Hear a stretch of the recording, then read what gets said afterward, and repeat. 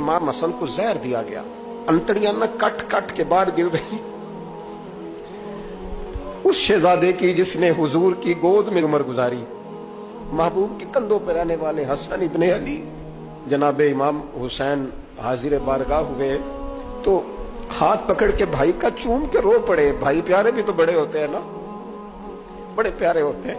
और इन लोगों का मनसब बड़ा अनोखा है, शदीद तकलीफ है। तो इमाम हुसैन कहते हैं, मेरे भाई हसन बताइए आपको जहर किसने दिया? रो के पूछते हैं। भाई का माथा चूम के इमाम हसन रो पड़े, कहने लगे हुसैन मेरी मजबूरी है, मैं तुम्हें नहीं बताऊंगा। कहा क्यों? फरमाने लगे इसलिए कि अगर वो नहीं जिस पर मुझे शक है तो फिर किसी बेगुनाह का नाम कैसे ले दूं, और अगर वही है ना जिस पर मुझे शक है तो फिर मैं तुम्हें नहीं बताऊंगा।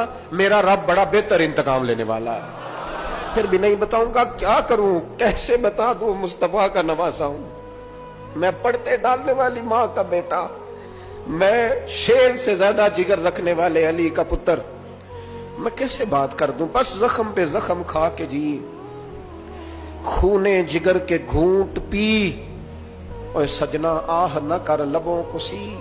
ये इश्क है कोई दिल लगी नहीं।